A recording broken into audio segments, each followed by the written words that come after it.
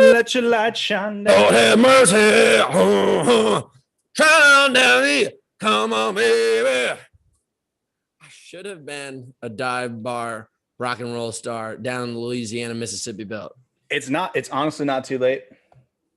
That's what I'm trying to do when I'm going up to Crestline, dude. Like, I don't have any more ties to the modern day world anymore. I need to go down to the Bayou boat world. I was talking about this with my mom actually yesterday about, I'm just like so flipping fed up with this like world that's just like getting constricted and virtual and trying to stay calm. I'm literally having panic attacks on the daily about it. As you're explaining this, you're on a laptop with your iPhone. Dude, I have check blue this out. blocker glasses. There's a blue blocker glasses. I have a phone, an iPad, a microphone, a computer, a smartwatch, another iPhone. Like, why? You're like a modern day this is a tile in case I lose my wallet. It's like tracked on the internet. You know those guys like the Hatfields and McCoys, like up in the hills down in the South. You're like, damn technology trying to encroach on my land, and you're just surrounded by it. You're absolutely surrounded, but it's so easy to step away from. It's wonderful. What do you got going on for your outfit today? Oh, actually, I'm really excited about today. It's the sun's shining. Like, it's the first warm day of the spring, late winter, whatever you want to call it. This is my shark. I don't know if you can see, but this baby's cut right just below. You mean you cut it off the body of a 5-year-old? Because that is a tiny shirt. This is a women's medium right here. And I got my bucket hat and some blue blockers. You got any gold on today? I always got a little gold, you know that right there. All right. Yeah, I'm a pirate. I hoard that. So pimp jacket. This right here is 100% Arabian chinchilla. This right here, golden locket, where I keep my love. Tied up. Listen, if we're trying to do that, I could throw a little lock on there. Put that down. Nice. But is it locked up? That means you're locked loose. up. Lock that bad boy. Well, yeah, it's like one of those Irish promise rings. You know, right. That means is your heart tipped up towards you, or is your heart tipped down towards the ground? Because you're a bottom feeder. Listen, the difference between a bottom feeder and a power bottom is very small. Still the greatest debate of my day. Hey, and also bucket hat with the mullet protector. Now, is that to protect against bees or against the solar radiation? Solar radiation. Are you kidding me? Yeah, you don't want it bleaching out that hair. I'm hoping the bees come around and then they get underneath this thing, get protection themselves. Just have a little shade. That is altruistic, dude. All right, let's get right out of the gate. I just gotta mention one thing about bees. So I literally sit out. I sit out on my porch in the morning. Like, the sunrise is coming up right now. If I wasn't talking to you, I sit out on the porch in the morning, and I'll just mess around on my phone and just kind of hang out, catch nature for a few seconds. So I have this expanse of a view, and there's one lone tree, a small tree, maybe 6 feet tall, with a big bushel on top filled with flowers, and the bees hang out, and I get to hang out with the bees. Dude, the winds have been so powerful up here. Literally, it tore down that tree. So now I no longer have my play dates with my bees. And I'm not going to lie, I kind of just feel like the world's all dark, dim, and gray right now. Listen, I feel for you. I know it gets lonely up there, and you got to have your friends. I got Fawn that keeps me company over here. I got jack shit. Al's gone, so now Brock's not here. So this house is completely empty and 100% home. Well, I mean, you can probably go weeks at a time without even realizing Brock's there sometimes, right? Damn right, dude. Brock is he basically is like moss on a rock. He just kind of sits there. So Brock's your roommate, who's an extremely talented artist, right? Pretty introverted guy. He likes being up by himself in the hills, right? We do have incredible levels of engagement. Like, we'll spend 3 hours, 3 days, 3 months of not seeing each other, and then we come back together, and there's this like blossom of conversation, connection. But yes, he spends almost all of his day inside of his room doing art, and I'm outside with like my shirt off, running around, catching lizards, doing power cleans. You know what? Everybody, that's one thing I've learned throughout this whole quarantine thing is that everybody's different and everybody serves a different purpose on this It planet. took you until quarantine to figure that out. I'm not gonna lie. Like, I'm a slow learner. I'll admit You're that. never With everything gonna in believe life, what I found I'm out. a thorough learner, but I'm a slow learner. And it's important that you got people on all ends of the spectrum. It really is. Hey, I don't mean to be abrupt about this, but let's just start this off with some quick predictions for Jacksonville on Sunday. Let me get it off my chest. Who you got? Who you got? Well, based on my research, I'm no longer an active member of this circle, but I am an observant member of this circle. I would say I was excited about racing, and then all of a sudden I find out Ryan Atkins isn't going to go. Ryan, I still believe, is always kind of like number one person, and he's always based like from there. There's a list built behind him. He's no longer going. I truly think that the competition this year is going to be stacked almost identical to the way it was last year. I got my money on VJ. I got Botras isn't getting any better. Woods isn't going to get any better. Your brother Ryan, I for some reason feel like he's been skiing too much to be as speedy as he usually should be. But I'm going to give first place. I'm going to give first place to VJ. I'm going to give second place. Shit, I'm still going to have to go. I'm going to give second place to Woods, fourth place to your brother, and then fifth place to an unknown. Okay. So we've got no third place and fifth place unknown. Third place? No. I said VJ. Throw a wild card in there. Oh, Kirk DeWint. Mac. Mac comes all the way back from Uruguay and comes to race. So, all right. This is completely non-biased, non-sibling bias here. But I'm putting my brother up for the win there. I think it's going to be I'm going to tell you exactly how the race is going to go here.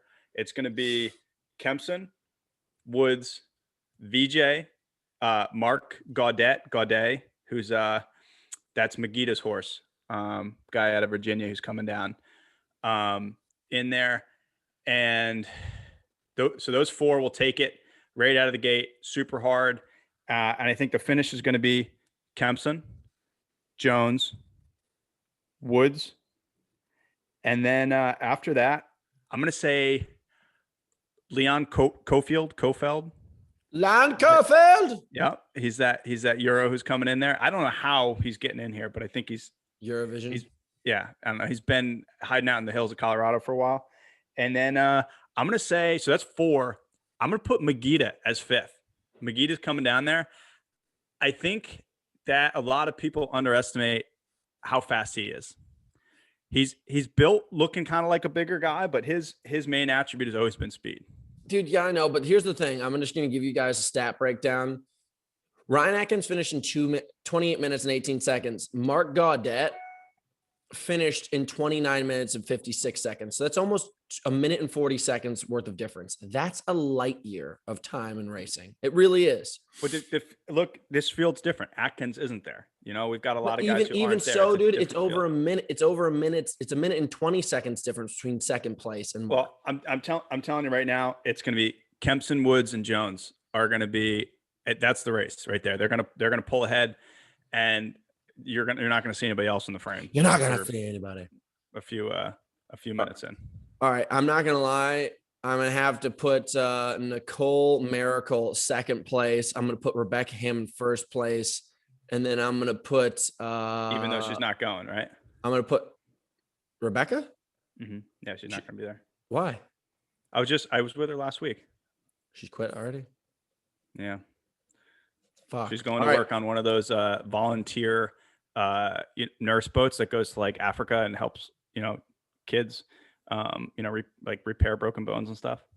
Is she a doctor? I made that up. That's entirely not true. Like every time I talk, everyone's like, yeah, she's at Harvard Medical School. I was like, every time I talk to her, hear from her, she's never at actual medical school. I feel like when you go to medical school, you live between like scalpels and books. I agree. Like people who are in med school don't even have time to have like a boyfriend or anything. Let alone train for Spartan races. Yeah, I know. So, all right. So we all know Nicole's coming out on top. in that race. She You think she's taking the dubs? 100%. I feel like she hasn't trained at all during COVID. Nicole just kind of keeps a little baseline in there. But after that, so because you're not going to have Faye, you're not going to have Rebecca, you're not going to have Lindsay. So I think that means you've got Nicole, and then the next pack after that's going to be all on a pretty similar talent level. I'm just going to say Alex Walker. I'm going to put for second place. Alex Walker is doing well.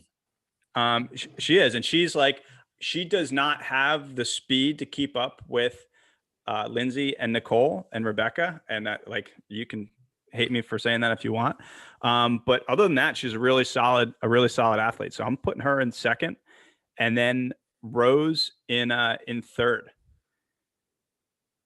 Man, I'm too out of the loop. I didn't even know Rose was still racing. I think so.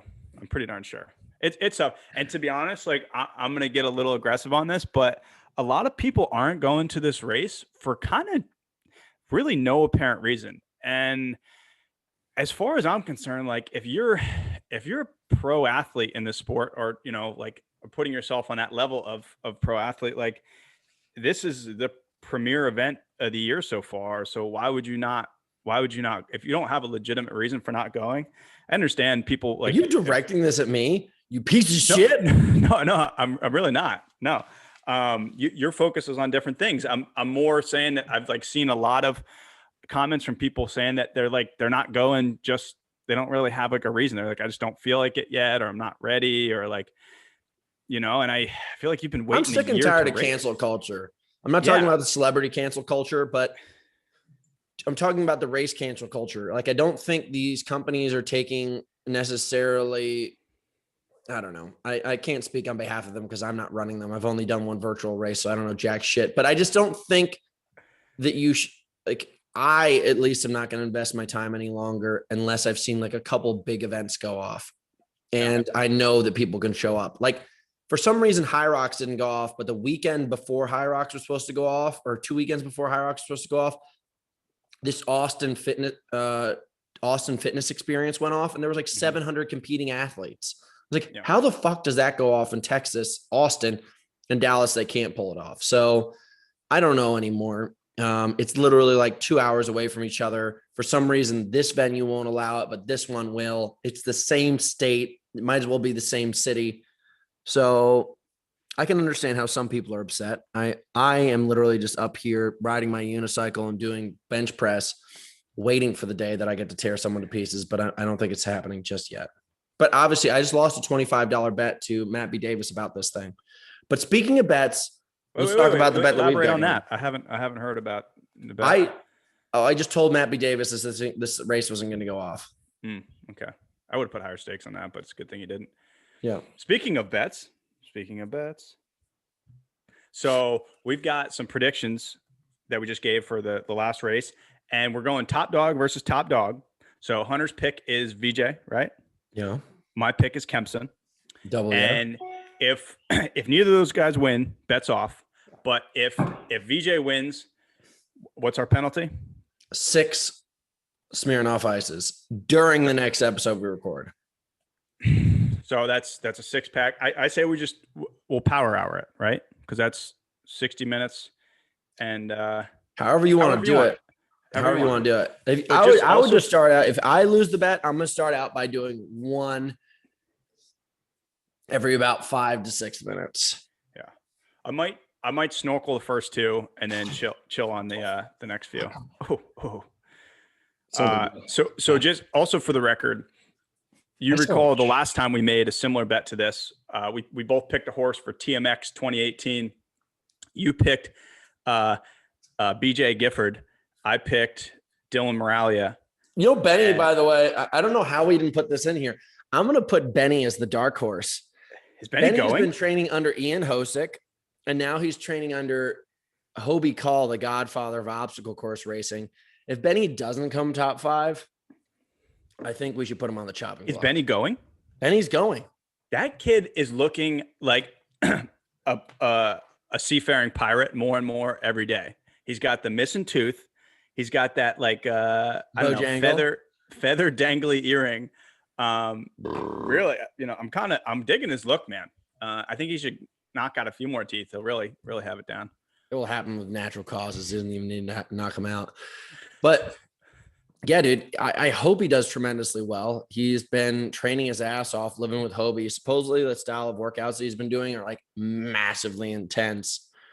And he lives with Hobie, and his other son, Hawk, is around all the time. And his son, Hawk, is like one of the top Division II runners in the country. So, and they like actually run together. They don't like, walk next to him while he's jogging. So let's hope that he's leveled up. Yeah. So, all right. So we've got our bet for that 6-pack Smirnoff Ice for the loser next podcast. And also, do you have any interest in doing Big Bear? Is that like is that the name of a person, or is it a race? Having sex with a trucker I know named Big Bear.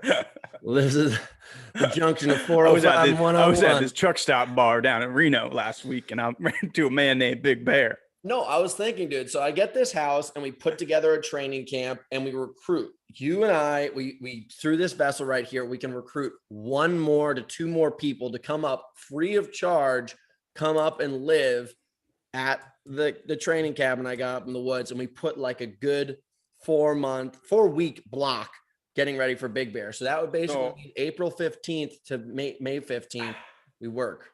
I kind of have another proposal for you, because I just found out that the Spartan Ultra Championship, I think that's what they call it, is in Telluride this year.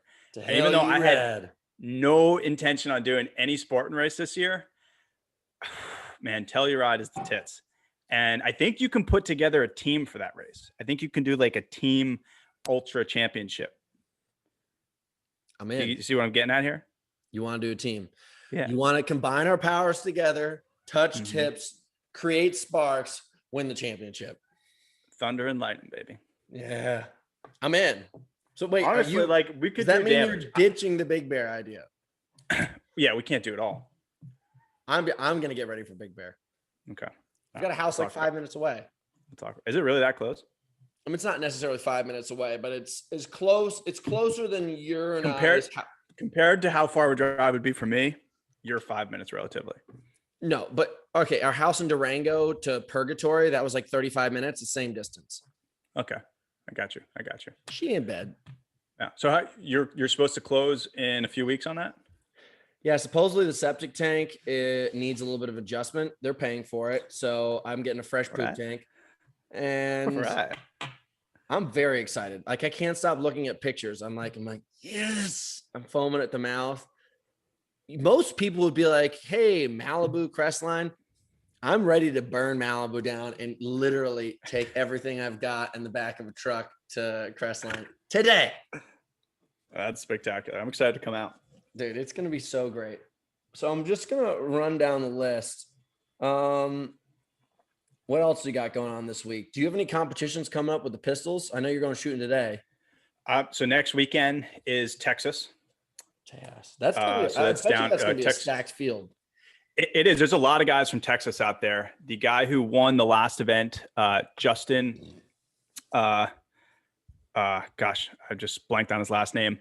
He'll be there. This guy, Sal Hernandez, who is a shooter for Staccato, and also a pretty darn good athlete, is going to be out there. He came in third at the last event. So basically the whole podium from the last event is going to be out there again. And I'll be coming down, knocking on the door, baby, hoping to finally inch my way onto the podium and keep working up. Fuck, I forgot to do this. I put this in the notes. I know this really sucks. I'm going to have to say it again at the end. Nick, head of media, told me you guys have to like, follow, and subscribe. All right. It's just something coming from the top down, guys. You're supposed to say like, follow, and subscribe. Like, follow, subscribe. Yeah. Check it out, dude. Nick told me maybe if you did some kind of incentive where like, no, that's just OnlyFans is what I'm thinking of. I'm not showing my penis again. Darvin fell on for this trip. Dude, I'm not going to lie. So you guys keep on seeing me like stretch all funny. Remember when I hurt my back that first week I moved to Boulder? Yes. It's still coming back, dude. Like, I cannot get over it. I'm telling you guys right now, I don't blame CrossFit for this at all, but I'm just going to let you guys know. If you're trying to be like an athlete, I don't think Olympic lifting, unless you're doing it at like a very safe level and doing limited volume, is necessary at all. And we were doing too much, and I got I think there's other ways to go about it. I'm going to disagree with you slightly, because I think that for like developing power, it's one of the best tools in our sport. I Olympic lift one day a week now, though. That's what I wish that I did. That's plenty. You're comparing it to like what it takes to compete at CrossFit, which is essentially Olympic lifting competition. That's way too, fell into. Way too much. And I shouldn't have done it. But if you clean and jerk once a week for most sports is plenty. Yeah, and I'm doing that now. Dude, you know what's a really great training book? Hold on a sec. Wait. Should we take this call real quick? Who is it? My mom. Yeah, take it. Hey, mama. Hey, mama bear. Hey, mom. Hunter and I are recording a podcast right now. Say hi. Hi, Hunter. How you doing, mom? And everybody. And everybody. Hi, everybody.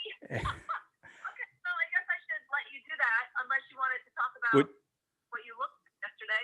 What I looked like yesterday? Yeah, what'd you look like yesterday? Not great. I know you were so tired. Well, you went to look at the house. Oh, yeah. I'll talk to you later about that. Okay. I love you, mama. All right. Love you too. Bye, honey. Bye. All right. Sorry about that. So how do you read the questions that are sitting in here now? I just had to Google this. So you go to the story. Yeah. And then you swipe up.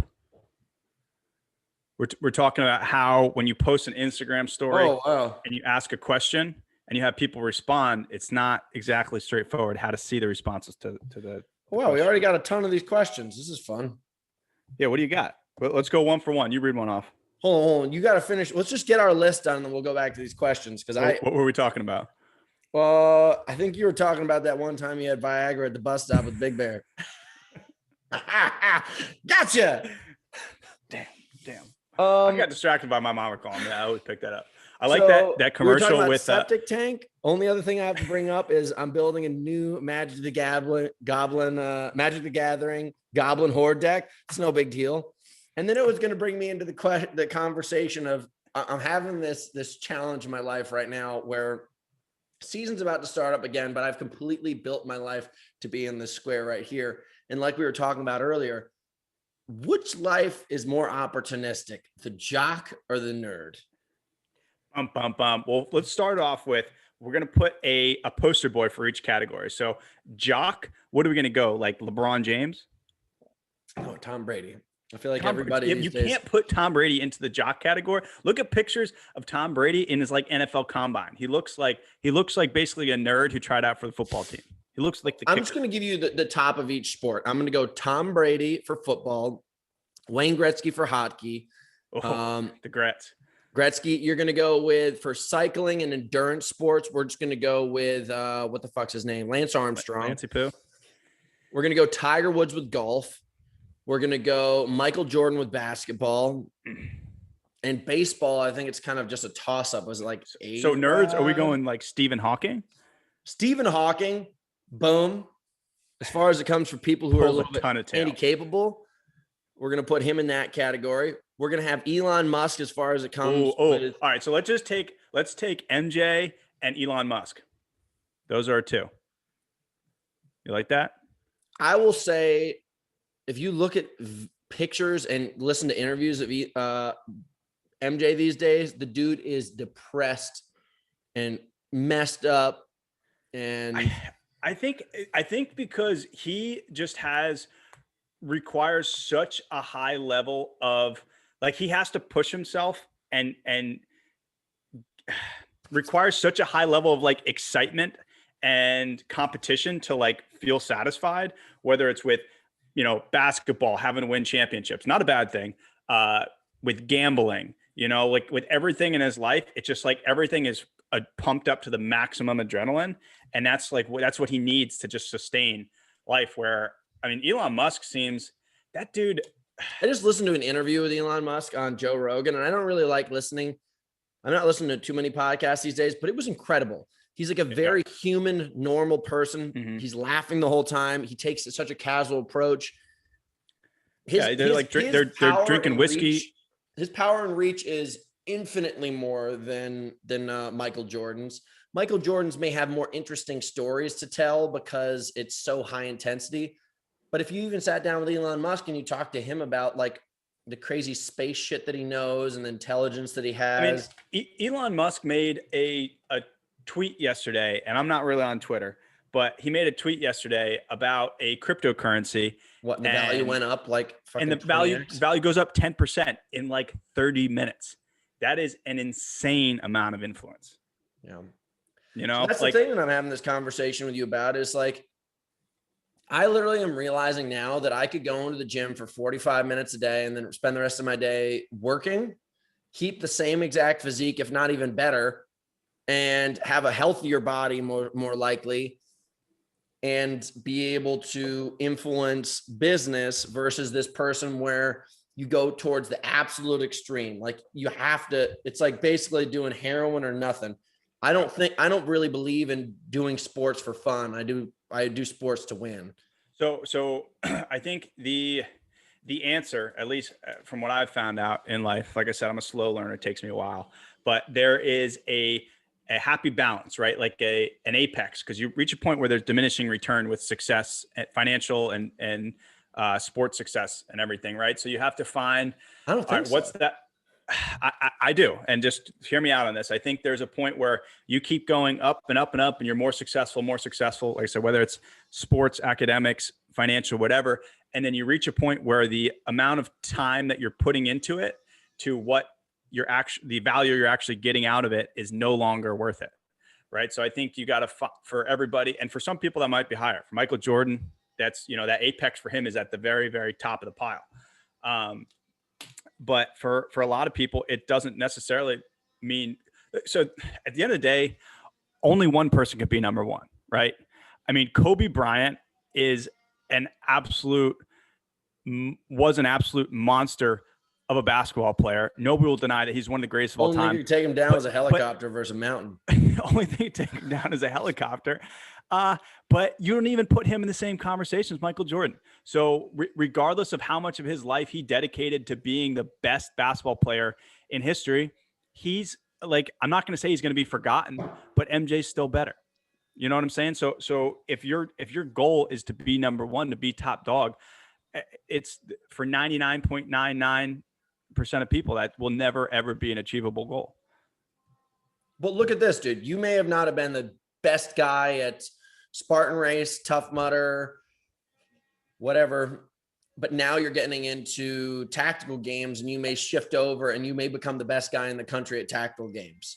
And let's say that happens in the next like 3 to 6 months. Your mindset when you become number one at something may completely change. There's no different feeling when you're number one. You walk in the room, everybody knows you're number one. You know you're number one. The sponsors know you're number one. When you're pulling the trigger, every single bullet's number one. When you're taking a step it's a different mindset. Yeah. Even if you're the nerd in Elon Musk, like you slapping the keyboard, you're not being like, I'm Elon Musk. Like there's a different presence physically of being a champion of your sport. Yeah. I got you on that. It's literally, it's like crack. That's what I'm saying. It's a tough conversation, man. And it's so relevant because you got to look at why. I mean, the people who are in our world, right? So whether it's, I'm just going to throw it in BJ Jones, right? Matt Frazier, right? Like, and these are completely random names, but I'm just talking about people that are, somehow connected to our competitive world. All these people, like, why are they all in it? Nobody's going to come second place in an event. Everybody's trying to win. So this is just like, we're just looking into the brains of everybody that we're competing against. Well, I've told this to people many times before. If you're a high level OCR, high rocks, Deca Fit type athlete, like that fitness racing, obstacle course racing athlete, if you want every single event of the year that's high level competition, you make less than $150,000. If you had spent the same amount of time that it takes training and went and got yourself a bachelor's degree and then got yourself a master's degree in any of the more like high level prestigious works, whether it be law, being you could be a PA, you could be a nurse, you could be a banker, you could do almost anything, you make more money than that. Well, so it's not financial interests. That's why these people chase it, because there's a certain kind of feeling that goes hand in hand with it. Yeah. And also I'm going to throw this out there. It's something that I've found with how I've like used athletics in my life is I've found that if I can, take on a challenge, right? Set my mind towards whether it was Spartan race, high rocks, whatever. It used to be rugby, skiing back in the day. If I take on a challenge and I train and I work towards that, and I can put myself up in the top echelon of competition, right? Where we're talking about winning events, podiuming at events, I can then take that sort of confidence that I've built up. And when I go into the business world, when people see that, they take me seriously, because they're like, all right, this guy has what it takes to put his mind towards something, work hard, and achieve that goal. He's, I don't want to say like a winner, right? Because that's being too much like Charlie Sheen or Trump, but like he has that winning mentality. He knows he's going to be able to do what it takes to accomplish the goals he sets in front of them. It's pretty interesting, dude. Like these a lot of executives, a lot of people who get out of the military world, high-level military people, immediately get brought into executive companies because they know that they've got certain kind of ranking, two, they've got certain kind of operative experience, which takes an extreme kind of attitude and hard work ethic. They get hired in.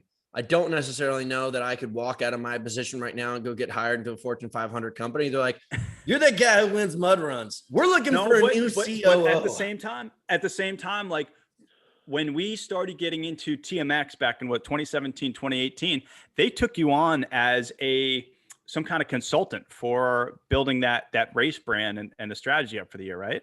It's true, but that's because I'm smart, not because I'm fast.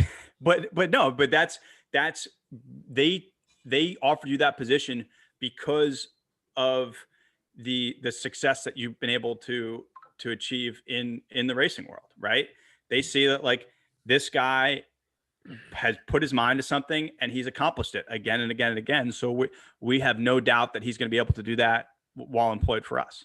Yeah. Like for me starting Kempson Designs, just about every contract that I've got to build obstacles or equipment for anybody has, at the end of the day, I mean, I would consider myself a very talented designer and engineer, but I consider myself to be one of the greats.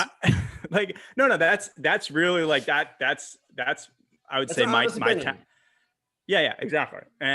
But the reason why people hire me is because of the fact that I've been able to be, and I'm trying to like sound extremely humble while saying this, but like I've been able to be successful in the athletic world.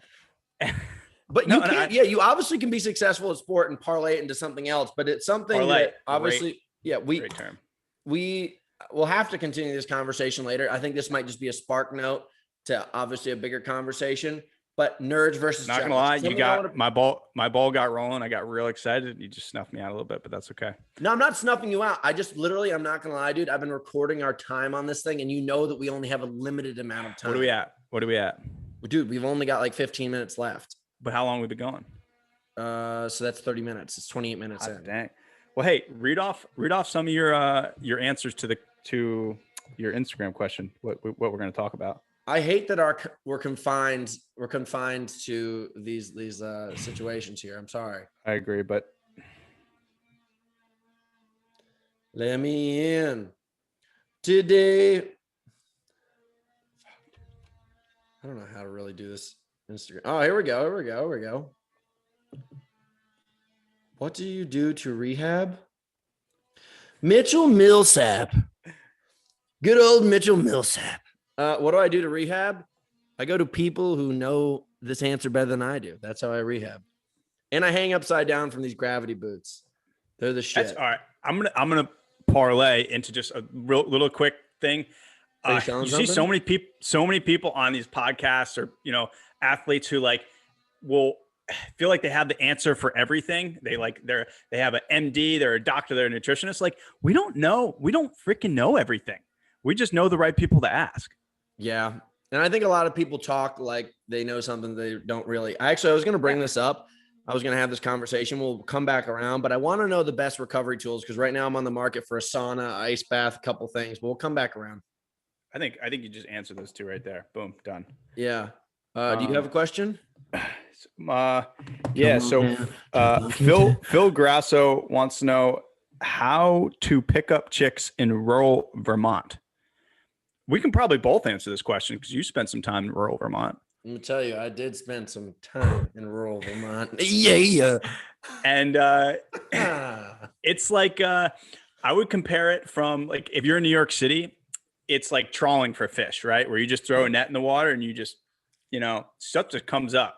And, no matter how long or where you put that net in the water, could be a boot, a crab, or a prize fish, but you'll take down whatever comes in rural Vermont. I compare it more to like when you go out into like the mountains and you're stalking like a white leopard, a white leopard. Is that what they call them? Right. There's only like two of them that exist in all of Siberia. And you spend like 6 months tracking it and just trying to get within range of a shot. That's sort of like trying to date someone or find a mate in Vermont. Well, social media helps, first of all. Second of all, I'm just going to let you know right now, don't go to Vermont looking like you're from Connecticut. That'd probably be another tip. So I grew up in Vermont. I lived there full time for 18 years plus, right? And I came back.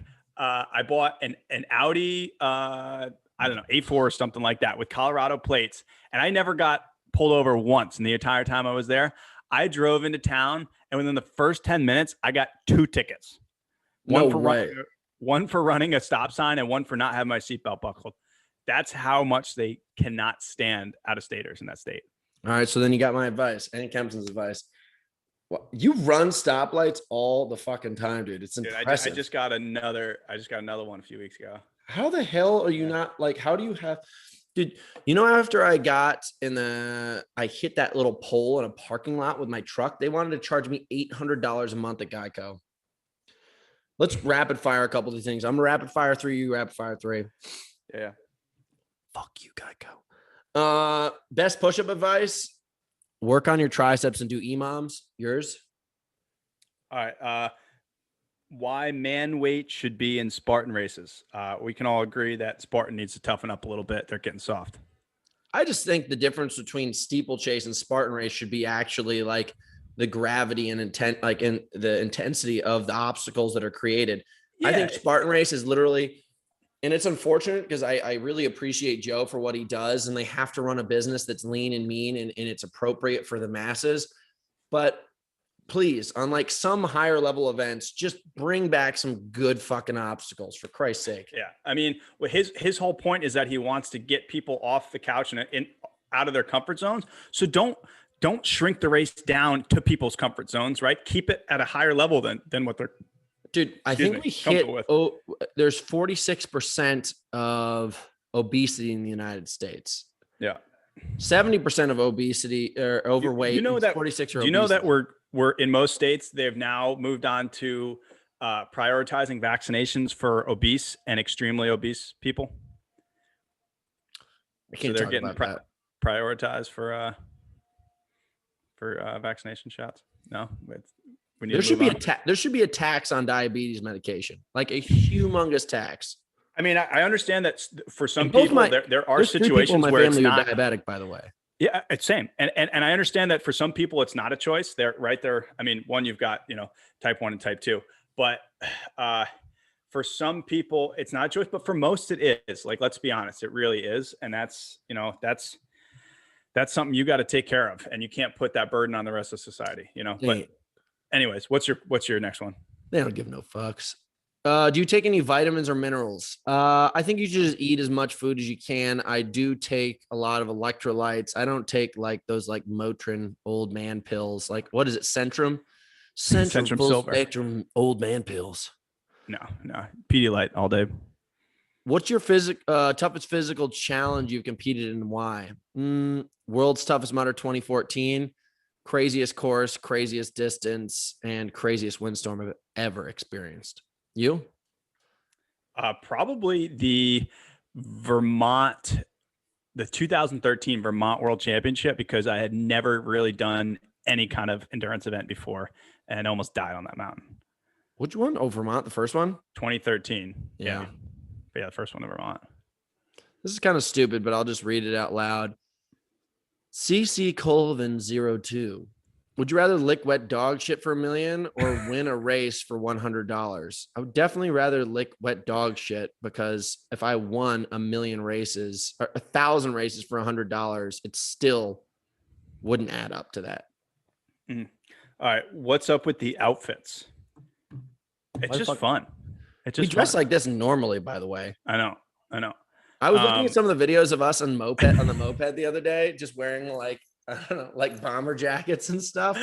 That was all right. So probably top two, the time we dressed up like pirates to climb up that mountain for no apparent reason, and didn't tell Benny. That was funny. Well, fully naked also. When the birthday naked climb, I was just talking about it on a podcast the other day, and then we were going to get ice cream, I think, one night in Boulder, and we just dressed up like World War I fighter pilots and got on the moped tandem. Oh, good. Those are good times, man.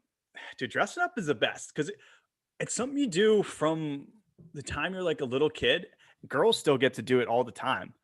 And dude, I just get caught I'm wearing sweatpants shorts right now, and then I'm probably gonna go wear a long sleeve waffle comb shirt, and that's gonna be it. And then I'm gonna wear a workout outfit. Boom, boom, boom. Like the other day, I went to my friend's house and I got really dressed up, and I met him for dinner. And he's like, "Why are you so dressed up?" And I was like, "We're having dinner." He goes, For what reason you dressed up?" I was like, "Dude, I just sit at home in the same outfit all day long. Like, I'm not doing this shit." I know. I'm excited for the weather to get warmer, so we can start wearing shorts again. How are your diet and day prepared before a race? Just eat what you normally eat, by the way. Advice for a first-time OCR. Do you change anything about your diet, by the way? I eat a little cleaner, and the timing. Like, I try to eat my big meal early in the day before the race, so that I'm not like digesting it through the night, and I have a nice clean palate in the morning. Are there any essential books that you like to read? But like, to be honest, like, Kent eats McDonald's breakfast sandwiches before race. Like, everybody excuse my French, everybody does their own thing, and it all seems to work for them. It's just got to be what's gone through your digestive tract before, dude. If it's something new and you're like, "Oh man, I got to get ready for this thing," it's a bad idea. Yeah. Essential books you like to read. Show the nerd books on my shelf, from Joey Smitty. Any essential books that you like to read for training in life? I don't read a whole lot like for training books, but I freaking love to read, and mostly biographies, autobiographies. I'm reading Zen and the Art of Motorcycle Maintenance right now, which is a super philosophical book. That's just kind of how my brain operates. So sick. Training books. I just started reading through Getting Stronger. That's a great one. Jay and John, Easy Strength. I'm reading Super Athlete right now. That's a very old book. Art of War Illustrated. That was one of the ones we started reading. All right, that was a good one. So actually, on that note, I've found that in the past, so I read, like, what's Arnold's book called? I don't know. It's Schwarzenegger. Like bodybuilding. Yeah, his biography. Gosh, who else I've read? But anytime I read someone else's account of what they did to become really successful, Michael Jordan, with like whoever, it gets you really fired up and pumped up. And then I go out and I go and do 200 back squats at 200 pounds, and my legs are destroyed for the next 3 weeks. You know, that's like, you got to be careful when you're reading what other people did for success, because it's probably not going to work for you. Yeah. I also like did that exact same thing. I literally couldn't walk for 2 weeks. I love perspective, though. Perspective has been one of these kind of things for me, where like this one endurance that I'm looking at right now, it's about Shackleton basically getting lost up in the Antarctic. Yep. Or whatever the Arctic. I don't think it's the Antarctic, because that's down south. South Pole. He crossed the South Pole. So basically, like when you read something like that and you hear about it, and also none of his men died and they were lost out there for almost 2 years, it's like the kind of thing where you're like, what the fuck? What am I complaining about? Really, what am I complaining about? And it's like helped me out so much because I realized that I sit here at this desk doing these things, like those kind of things. I read earlier, I was reading about Alexander the Great. I love reading about World War II and just understanding the way that the Germans designed their attack strategy, their mentality, their destruction. Like it just, you take these kind of mindsets and you apply them to what you're doing. You don't take what they're applying it to what they're doing, because some of those things are pretty messed up, but it's pretty great. I have to say history books are my absolute favorite. You talk about that, you talk about history, like look into like Scottish Highlanders and stuff. These guys, and some of them are not even, they're not exactly like, so I actually found one red hair in my beard last night, a single one. You got a DNA test. You're Scottish, 100%. Exactly. Well, I know I am. And so, but like some of these guys weren't even like career. No.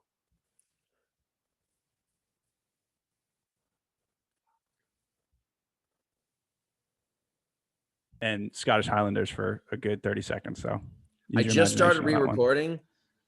I think Fonda was chewing on your iPad.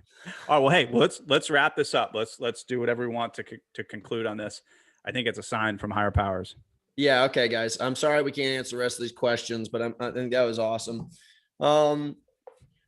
Listen, this is episode 2. We have had a lot of fun. We're going to try to make this thing a little bit more professional, but it's going to be rough and tumble for the first couple sessions. Kempson obviously is going to be on his side of this, bringing all the entertainment and wildness and great ideas to the conversation. I, on my side, are going to bring something similar, but I am controlling the back end of what we're doing here to grow this thing and have more opportunities. We are always just going to ask you guys to kind of engage with what we're doing. Any ideas that you have, please comment below. Any kind of opportunities that you have or people you think we should interview, please comment and add below and share it with people. Kempson and I tried to start this back in the beginning of COVID, and I hope we can find the content that we first recorded because it's so funny. We did not know the tidal wave that was coming, which was called COVID, but we decided to nip it in the butt just because of the restraints of what was going on in our situation. Now we're going to try to come back into this thing full swing and be more regular, but obviously the likelihood of these shows succeeding always has to do with consistency. So we're going to try to stay consistent. The best way that we can do that is with you guys engaging and helping kind of us lay that down, that yellow brick road ahead of us of places that we can go, things we can talk about, fun we can have. Kempson and I could always talk, but it's always better to engage the audience because we wouldn't be recording if we didn't want to interact with you guys. And don't forget, watch the next episode because one of us is going to have to drink a 6-pack of Smirnoff Ice. 6-pack Smirnoff Ice. So guys, click, like, follow, subscribe. If you guys are trying to engage with what I'm doing coming up, House Training is doing a lot of big things. We're building some new challenges. We got the Headhunter series that's attached to this YouTube. Kempson's going to be competing in Texas next week. Hopefully he gets up onto that podium and he gets me a free BB gun. That's right. So I'm at Rocky Mountain Kempson. I got a lot of obstacle design projects coming up. So I'm going to start posting a lot of insight into those if you want to check it out. Insight only. All right, guys. Thanks for following our OnlyFans account. This is Hunter Mcintyre and Rocky Mountain Kempson over and out.